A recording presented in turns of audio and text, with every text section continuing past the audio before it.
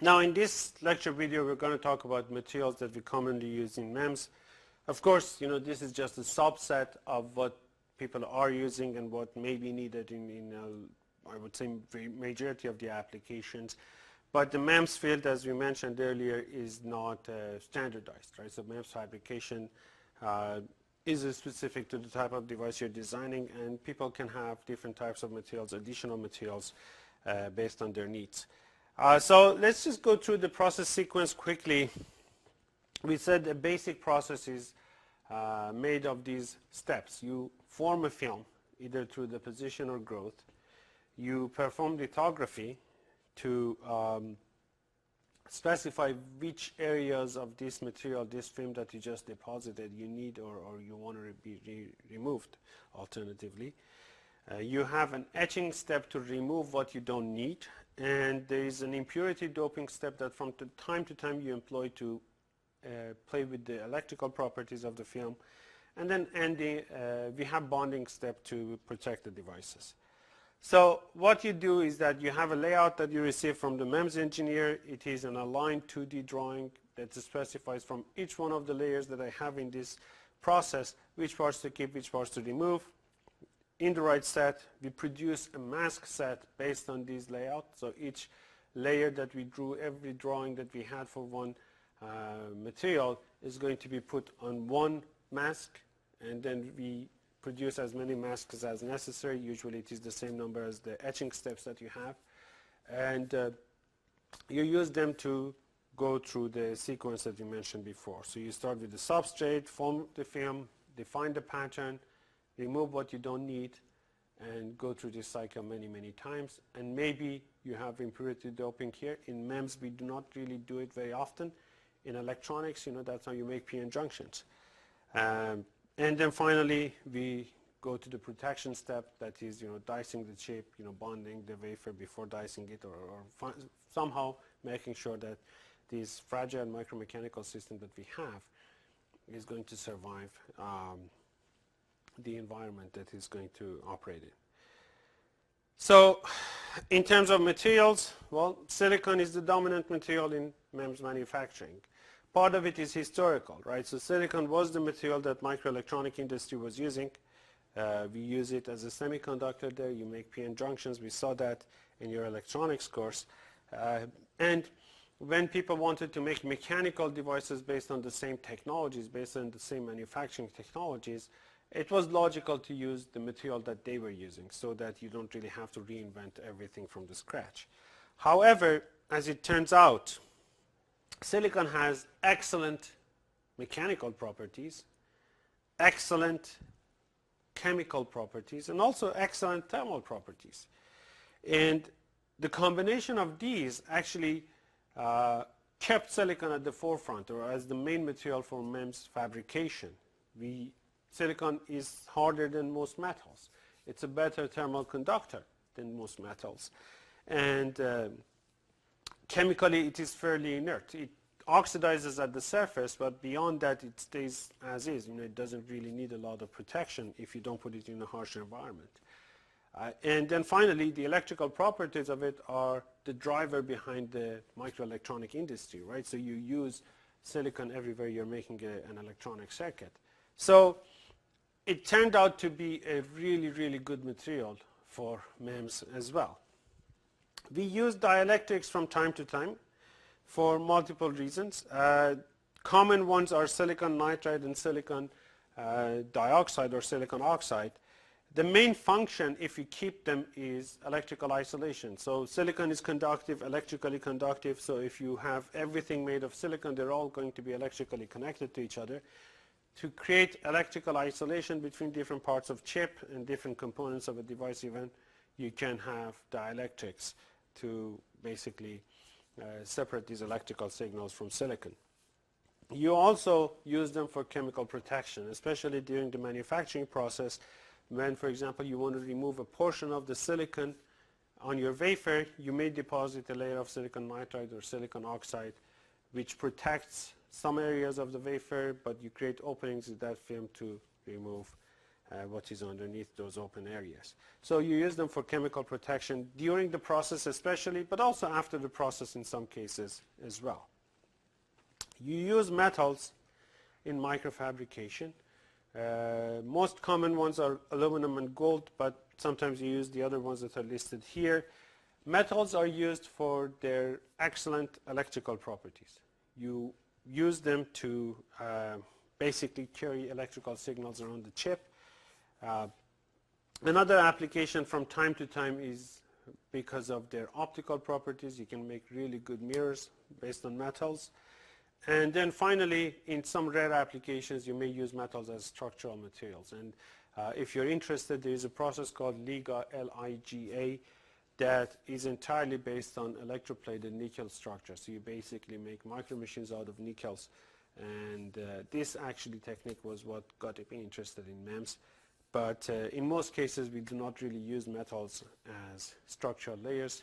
We go back to silicon. And the reasons will become more clear as we learn more about the fabrication. Finally, we have polymers, and in most cases polymers are temporarily used in a process, especially during the lithography. You have a layer of photoresist, which is a polymer that you deposit on the surface. You define areas that you want to keep of that underlying or on the film that is underneath the photoresist layer. But when you remove the sections that you want to remove, you usually remove the polymer as well. At the end of that process, the material, the photoresist is entirely removed in most cases. There are situations that you actually use polymers for structural layers. You actually make something out of the polymer that you keep and use. Most important one is, for example, microfluidics, where the application of polymers or the use of polymers gives you two advantages. First of all, polymer structures are cheaper than silicon structures. Silicon is not going to be that cheap if you use it for everything, and especially for microfluidic devices, the dimensions are relatively large.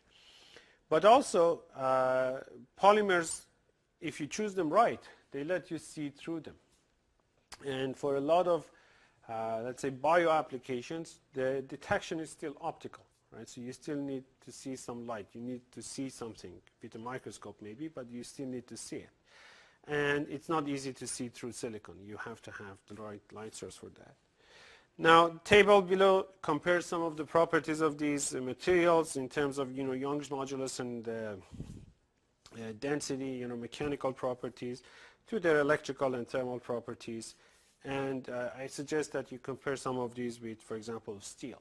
Compare silicon to steel, or maybe some of the other metals that you think are as a structural material for these small scales. They are good ones, and maybe just go and see how they compare against silicon. We may use other substrates from time to time in MEMS.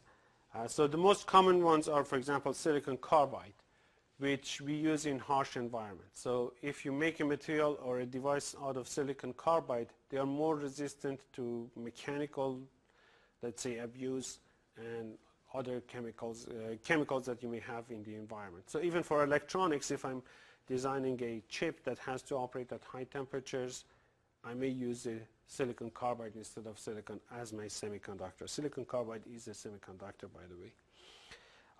You may use glass-like substrates like Pyrex and quartz and those kinds of substrates. In some cases, in many situations, you want that because of the thermal isolation that you get from a glass-like substrate. You don't get it from silicon. Silicon is a very good thermal conductor. And also optical transparency is important in some applications. Ceramic substrates are used from time to time. Again, they're used as substrates that you use in chemically harsh environments. They are more stable than silicon in some cases. And also for RF applications, a ceramic substrate can have lower loss than silicon. So that's another area where they have found a lot of application. Then finally, polymers are substrates. You can use them. Main application area here is in flexible sensors, flexible devices that, for example, you can wrap around the structure or embed into a piece of textile and things like that. they are low cost, flexible, and in many cases disposable. So they have their own applications in microsystems engineering. Now, if you look at where we are in the periodic table in terms of materials that we use, you can see that we're fairly focused in that corner of the table. The red section is mostly the materials that we use, or at least we keep on the substrate, are from there. You have silicon, sometimes you have germanium. Aluminum is in most cases your metal. You can use oxygen and nitrogen and mix them with silicon in order to get your dielectrics. Phosphorus, arsenic, and boron are used as dopants. From time to time you also use gold, which is a little bit isolated from those bunch of materials together. But you use gold in order to basically get your electrical conduction or reflectivity in optical applications. But we're using a tiny subset of the materials in the periodic table. These are the materials that are left on the chip at the end of the process.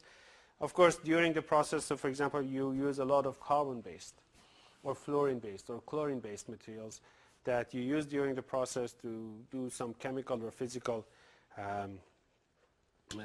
let's say reaction on the chip, but you don't see them after the process is finished. So what is left is those maybe 10 materials at the end of the process. And even germanium and arsenic are not really that common. Okay, so when we look at this, well, silicon is from the fourth group in periodic table. It has a diamond-like crystalline structure. We use it as a crystal in electronics all the time. We do not use polycrystalline silicon or amorphous silicon to make transistors. You use them to make resistors, but not transistors. And therefore, the substrates in electronics are all crystalline silicon. So let's just spend a few minutes on figuring out what we mean by a crystal structure, and then we talk about properties of a silicon crystal. A crystal is a well-defined arrangement of atoms. So if you have a preference for a certain structure for atoms of a certain material, and they go and sit in that, and you have a unit cell that is repeating itself, we call that a crystal, right? Unit cells that I just mentioned are the building blocks of crystals, and you can have different types of unit cells, right? So for example, on the left side here, bottom left, you see a cubic unit cell where you have 8 atoms at the corners of a cube. Then you can have a little bit of additional sophistication, a body-centered cubic crystal where you have an atom at the center of the cube in addition to the corners as well. And then you have a face-centered cubic crystal type where you have 8 atoms at the corners, at the edges, corners of the cube, but also 1 atom at the center of each face of that cube as well. So this is called an FCC cube, right? So the rightmost unit cell in here. And the distance A, the lattice constant is distance A shown on this figure, is the side length of the unit cell. Right? So that's called the lattice constant. Okay. So as it turns out, in nature, you don't really have infinite combinations of unit cells. I show you 3 here, but you can go and figure out a few more. There's a whole bunch more, but it's not infinite. There's a finite number of unit cells that you have in nature. Basically, among the materials that we know, there are only 14 different types of unit cells that make up all the crystals that we have around us. Silicon, when it is in crystalline form, has a lattice constant of about half a nanometer, right? And the diameter of the silicon atom is about 0.2 nanometers. So there's a tiny gap between the silicon atoms that are sitting in that crystal structure.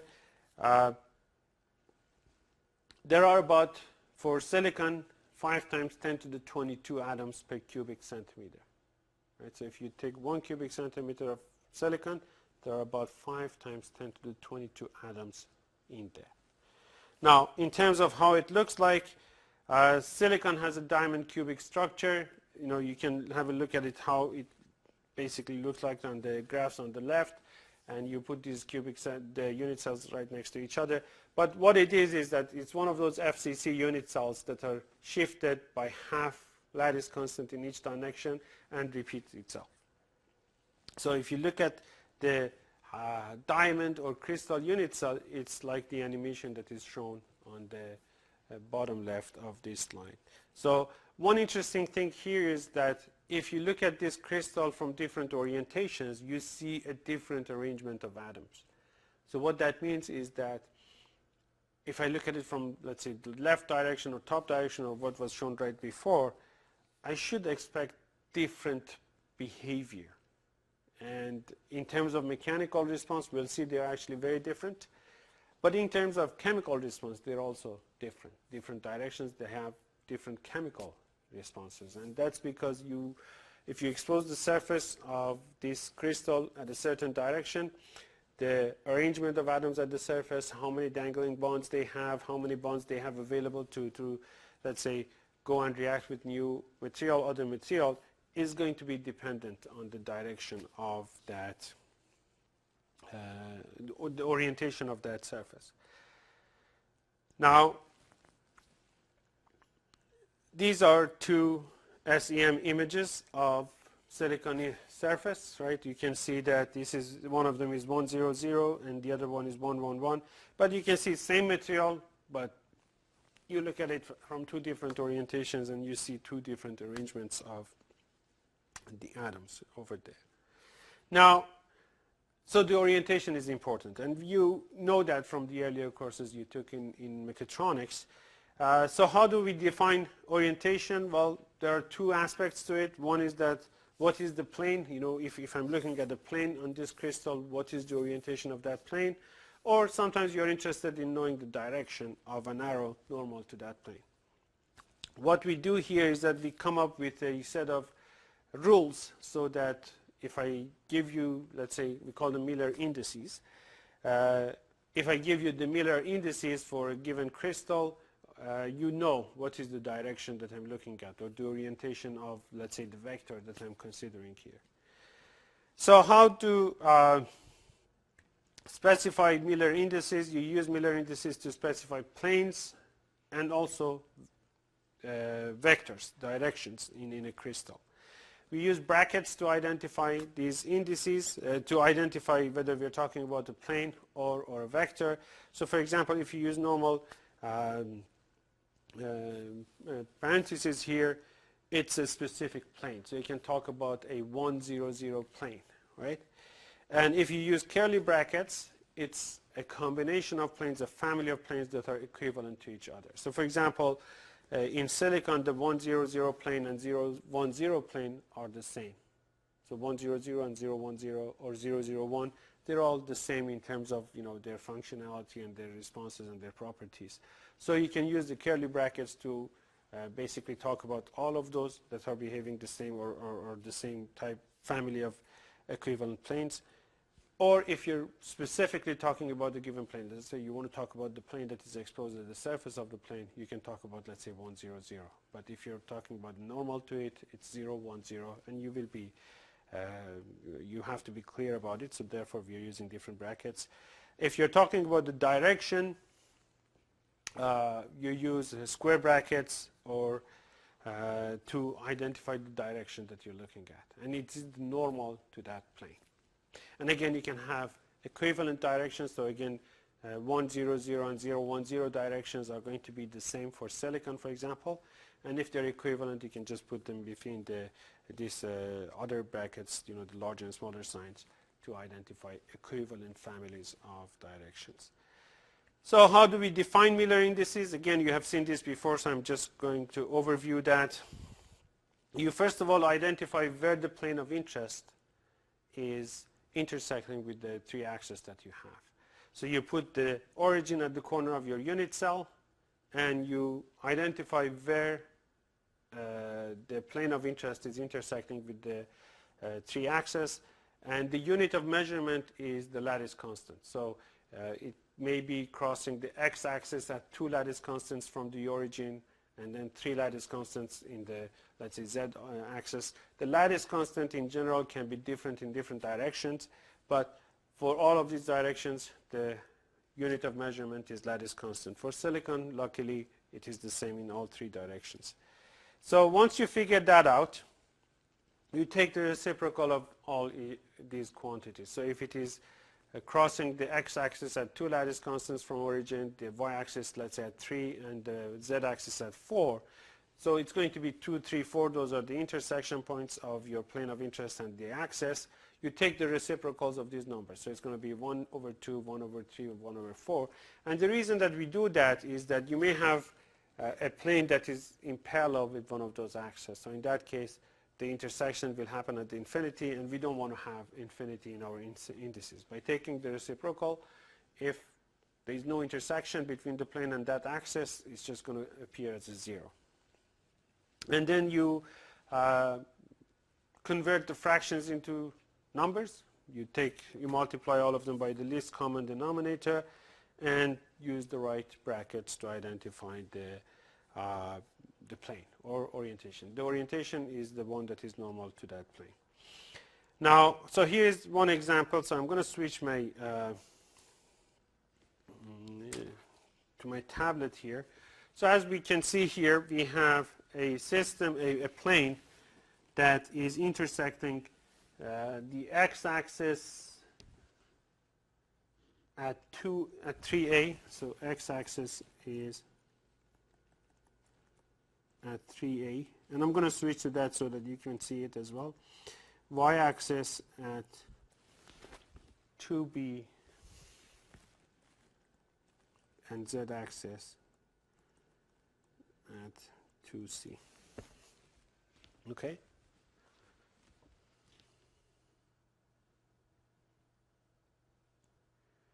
So keep this figure in mind, and I'm just going to go through the solution here.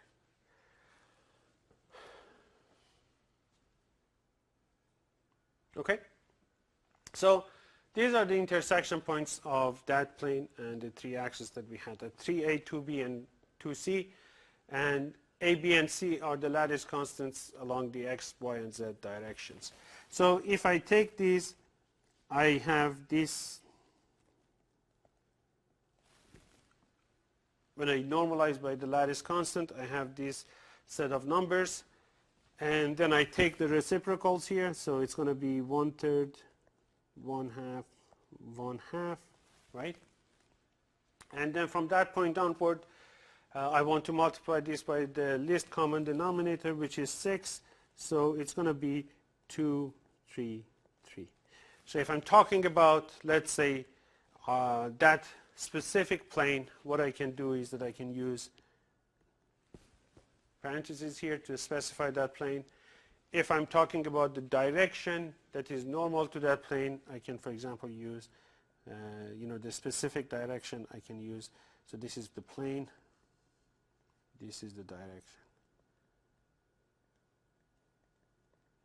And if I know that there is a family of orientations or directions or planes that are equivalent to each other, I can use the right brackets to identify those as well. So this is a fairly simple process. If it just happens that your plane is intersecting with one of these axes on the negative side, you put the negative sign above the pair, right? So if your, let's say, indices are, I don't know, 1, 2, and 1, Miller indices are 1, 2, and 1, but the 2 happen to be on the negative side, you put the negative sign as a bar on top of that number in your Miller indices. Now for silicon, as it turns out, there are two directions that we use more often. These are 1, 0, 0 and 1, 1, 1 directions, and we'll talk about that in a second. Now, with that knowledge about the crystals, as we said in microelectronics, everything was based on a silicon crystal. We continued the tradition to MEMS. The question is that how do I make these crystals? So let me switch back to my other computer. And what we need here, especially for microelectronics, is a purity on the order of 6/9 to 8/9, maybe even more, right? At the very least, that's your starting material, and you want to purify it even higher than that, to 11/9 in most cases. So it has to be 99.9999% pure. silicon. There has to be almost no impurity here. And the reason for that is that as a semiconductor, the electrical properties of silicon are very sensitive to these impurities. If you're making p-n junctions, if you're making electronics, and you have billions of these transistors on that chip, you want things to happen the way you want them. You don't want to have any randomness in the processes, in your properties, electrical properties across the wafer, and you want to maintain control. So you purify your silicon as much as you can, and then you start to add impurities in a controlled way so that you are in charge of what happens to the electrical properties. So what we do is that through normal fabrication techniques, you can actually get to about 99.99% purity, right? So 4 nines. So through the regular processes, so you start from sand and you extract the silicon. Sand is SiO2 mostly. You extract the silicon through a bunch of metallurgical processes. You can get to about 4 nines that way. But beyond that, it's very, very difficult to continue with regular processes and purify the silicon even more. What they do is that they get these chunks of silicon that are 99.99% pure, let's say. They melt them. They lower a seed crystal into this melt and very, very slowly pull it out of the melt. As they pull out the seed crystal out of the melt, the material cools down slowly, and because you have a preferred crystalline structure, it's just going to go and follow the seed crystal's structure and replicates itself as you are pulling it out.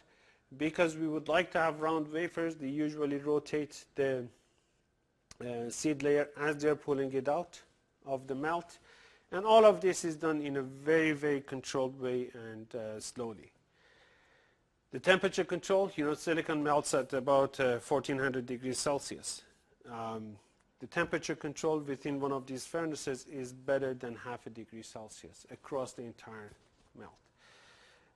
The speeds are amazingly slow, and then you can actually worry about vibrations, because if as you're pulling out this crystal there is a tiny vibration, mechanical vibration, you can have a misalignment between different crystals, and that can ruin a whole bunch of wafers in your ingot as you're pulling it out.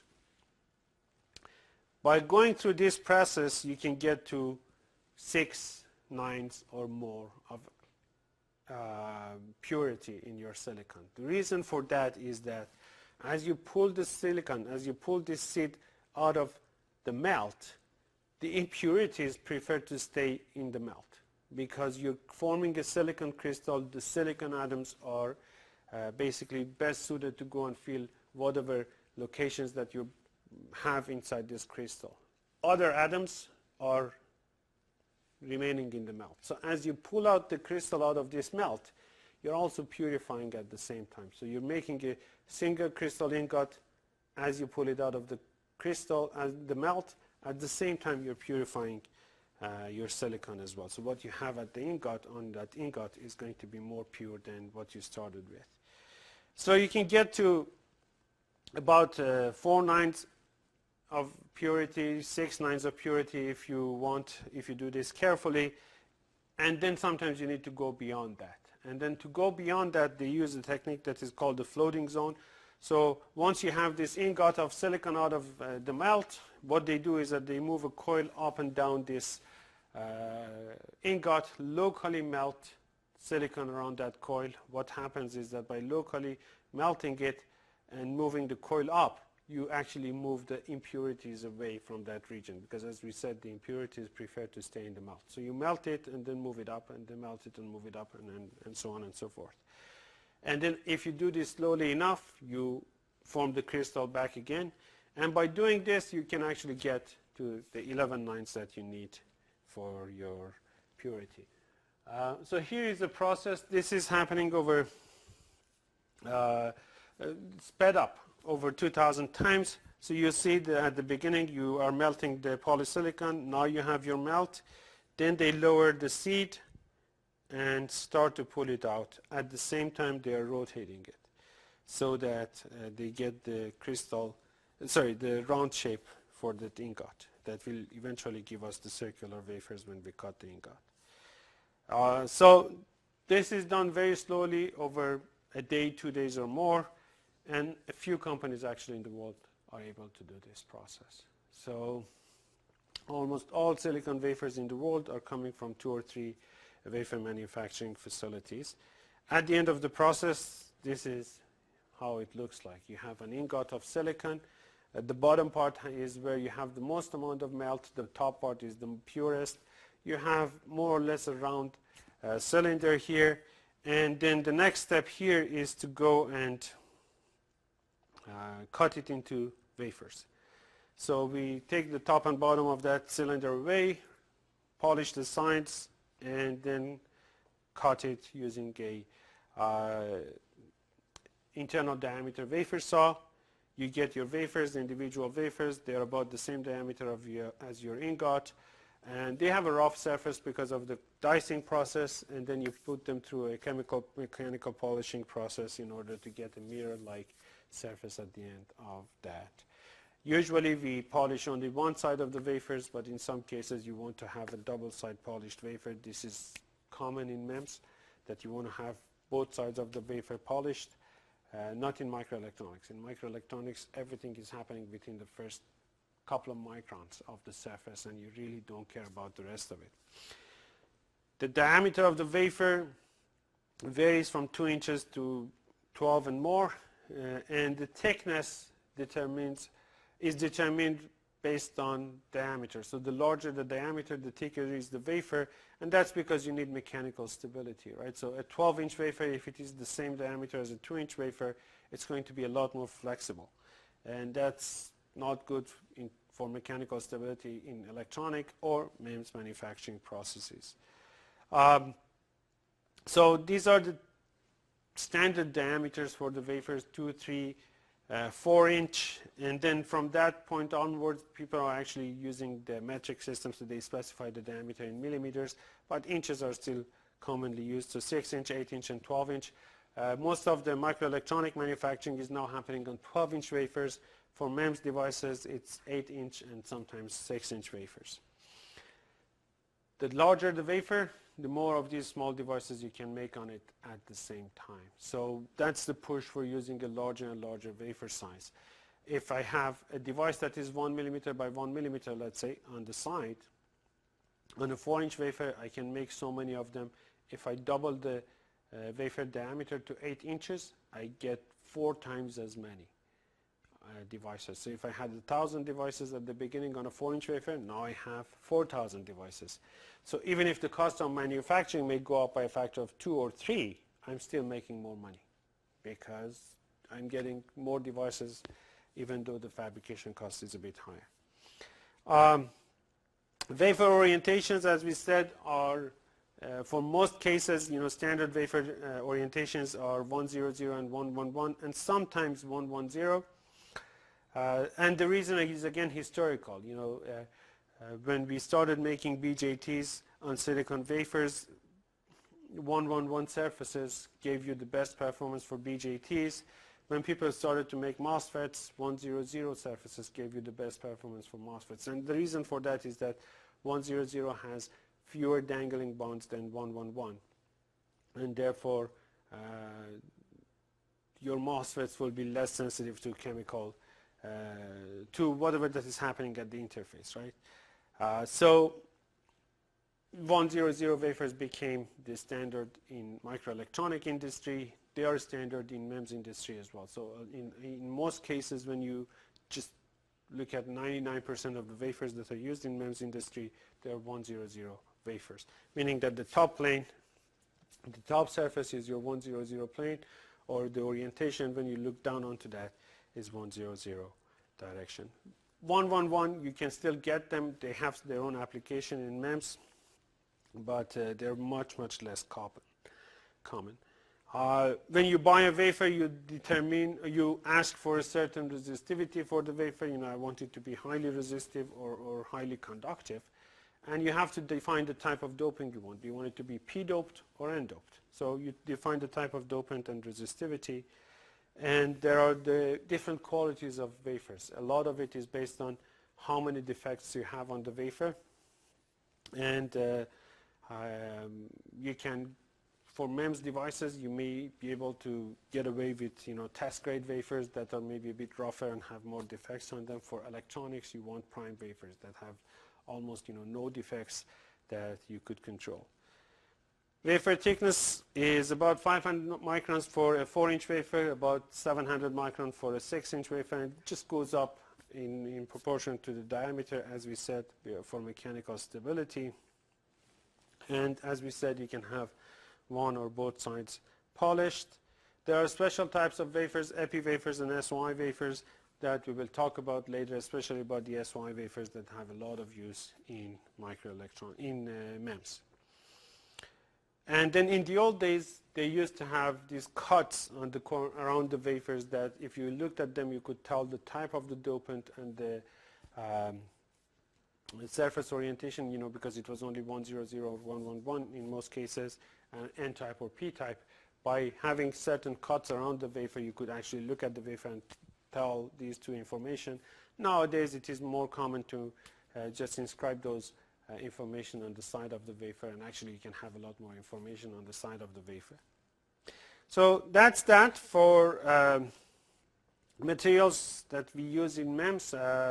This is a very long general overview of the topic.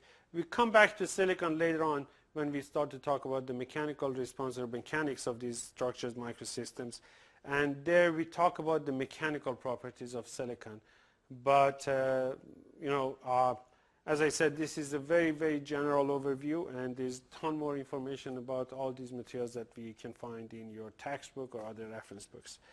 In next lecture, we talk about the first processing step that we learned in this course, and that is doping, where we modify the electrical properties of your substrate through some physical processes that we will see and learn about.